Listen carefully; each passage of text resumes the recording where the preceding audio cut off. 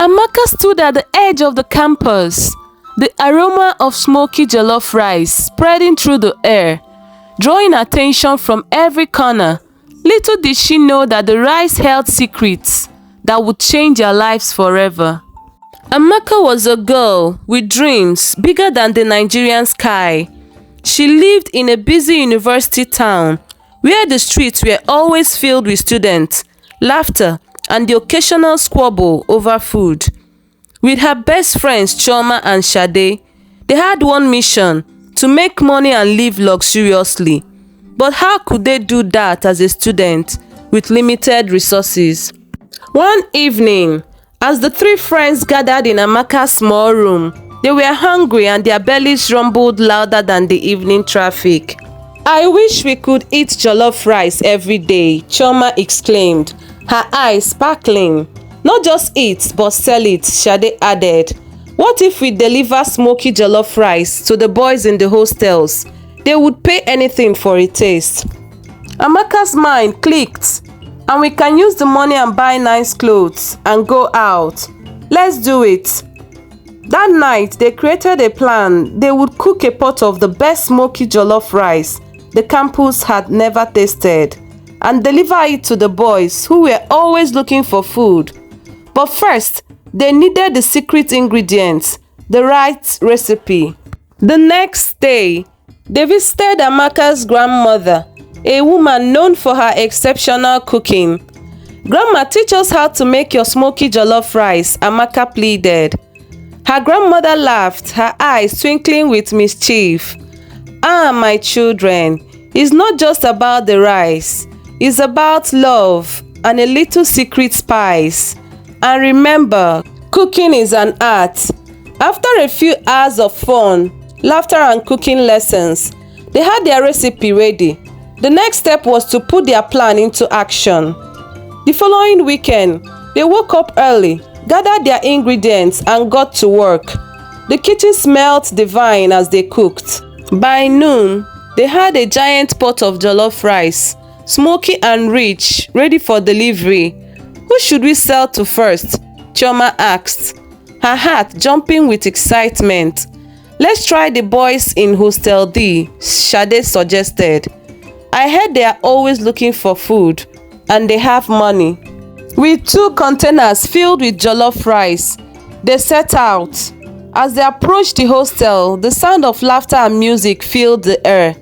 "Hey, we have delicious smoky jollof rice," Amaka shouted, trying to be heard over the noise. Curious head turned, and soon they had a crowd gathered around them. The boys eyed the jollof rice, their mouths watering. "Just 1,000 naira for a plate," Chioma called out. Without hesitation, the boys rushed forward, eager to taste what the girls had prepared. They handed over their money and the girls filled their plates. "Let's see what you've got," the boy shouted as he took his first bite. The moment the boys tasted the rice, their eyes widened. "This is incredible," they cheered. Soon they were ordering more and the girls felt like queens. They sold out in less than an hour, leaving with smiles on their faces and cash in their pockets. With their first success, Amaka, Chioma, and Sade began delivering jollof rice every weekend. Word spread quickly across campus. Boys would shout their names, begging for the smoky delight. The girls became popular, not just for their food, but for their charm and wit. They made new friends, and soon their business was booming. They used the money to buy new clothes, go to parties, and even treat themselves to small luxuries. However, their attention also brought complications. As their popularity grew, so did envy among other students. One evening, a girl named Tolu, who was known for her own cooking, overheard a group of boys talking about how amazing Amaka's jollof was.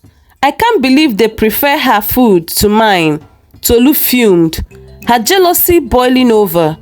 "I have to do something." The next day, Tolu made a plan to sabotage the girls. She spread rumors that Amaka and her friends used spoiled ingredients in their cooking. "Don't eat their jollof. It's bad for your health, Tolu warned anyone who would listen. The rumors began to take a toll. Few boys came to buy the jollof and soon the girls noticed. "Why aren't we selling as much jollof?" Sade asked. Frustration etched on her face. "I think it's that girl, Tolu. She's spreading lies," Chioma replied angrily. Amaka decided it was time to confront Tolu. "Let's invite her to taste our jollof. We can show her that we use the best ingredients." The next day, they approached Tolu with an offer. "Come and eat with us. We want you to taste our jollof and see for yourself." To their surprise, Tolu agreed. That evening, they set up a table outside their hostel, inviting not just Tolu, but also other students to join. Amaka served the jollof. Would they believe Tolu's lies or enjoy the food? She said in her mind. As the students tasted the jollof, their faces lit up with delight. "This is delicious," one boy exclaimed. Tolu tried the jollof last, her expression a mix of shock and dismay. I'm sorry," she stammered. Her pride hurt. "I didn't know it was this good." From that day on, Tolu changed her tune. She even began to promote their jollof to others, realizing that competition could be friendly rather than harmful. As the weeks passed, business boomed again. One evening, as they prepared for a big order, a tall, handsome boy named Frank walked into their room. "Hey, are you the famous jollof sellers?" he asked, flashing a charming smile. "Yes, that's us," Amaka said, feeling her heart skip. "I heard your jollof is the best on campus. I want to place a huge order for my friends and me this weekend." Frank's confidence and charm captivated Amaka. She smiled back, her head spinning as they discussed the order. Sade and Chioma exchanged knowing glances, encouraging Amaka to flirt back. As days went by, Frank became a regular visitor. He helped them sell jollof and brought more customers. The friendship grew, and Amaka found herself falling for him. One evening, after a successful sale, they sat together under the stars. "I really admire what you girls are doing," Frank said, looking into Amaka's eye. "You are smart and hardworking, and it's inspiring." Amaka felt a rush of warmth. "Thank you, we just want to succeed." "You are already a success, Amaka, with or without the jollof." Their friendship blossomed and soon they were inseparable. However, amidst their happiness, Chioma and Sade noticed a change in Amaka. She began spending more time with Frank, often neglecting their jollof business. "Amaka, we need you back," Sade pleaded one day. "We can't do this without you." "I'm here, guys. I'm just balancing things out," Amaka replied. But deep down, she knew she was letting the business slip away. One night, as the three friends cooked, Chioma accidentally overheard a conversation between Frank and his friends. "Those girls have no idea. I'm just using them for their jollof," Frank laughed, and Chioma felt her heart sink. The next day, Chioma confronted Amaka. "We need to talk about Frank. I think he's taking advantage of you." Amaka was defensive. "He's not like that. He likes me for me. Does he? Or just for the jollof?" Sade chimed in. Feeling betrayed, Amaka decided to talk to Frank. She needed to know the truth. That evening, she invited him over. "Frank, do you really like me? Or is it just the jollof?" Amaka asked, her voice shaky. Frank paused, a flicker of surprise crossing his face. "Of course I like you, Amaka. The jollof is just a bonus." But Amaka wasn't convinced. "If you like me, then help us with the business. Don't just show up for the fun of it." Frank agreed, realizing he had been neglecting the girls. "All right, I will help you with the business. I want to show you that I care." But deep down, Amaka felt a nagging doubt. Days turned into weeks, and the jollof business continued to thrive. However, Amaka noticed Frank wasn't as involved as he had promised. He showed up at random times, usually when he wanted to hang out, and the girls felt the weight of the business resting on their shoulders again. One evening, as they were preparing for another big delivery, Amaka overheard Frank talking to a friend on the phone. She froze, her heart racing as she listened closely. "I'm just using these girls for their jollof. They have no idea how easy it is to manipulate them. Once I'm done, I'll move on to the next thing." Frank laughed. Anger bubbled up inside Amaka and tears of betrayal filled her eyes. She couldn't believe the boy she thought cared about her was just using her for the business. Amaka rushed to Chioma and Sade. "You won't believe what I just heard Frank say."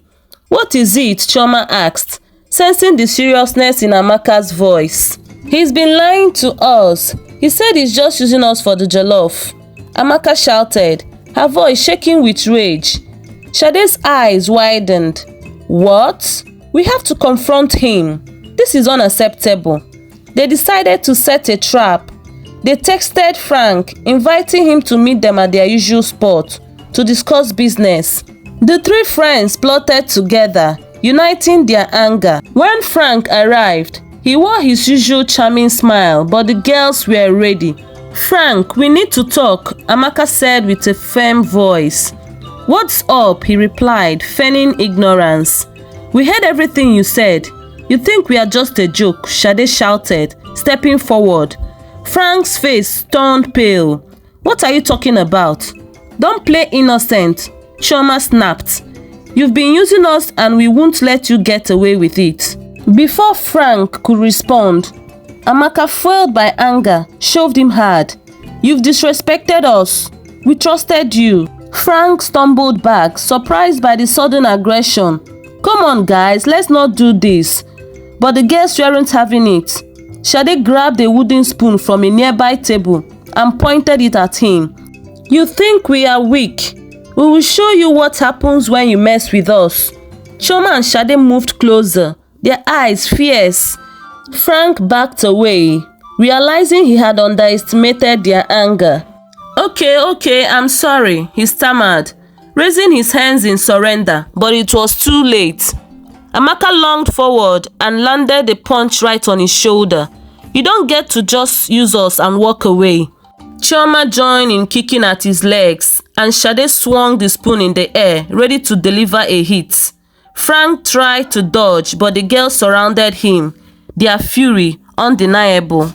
"Is this how you treat your friends?" Amaka yelled, her voice breaking through the laughter of the other students nearby who had gathered to watch.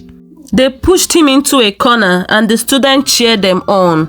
"Give it to him. Show him what real girls can do," a boy shouted. With a final blow, Chioma swung the spoon, hitting Frank right on his backside. "Now get out of here and don't ever come back."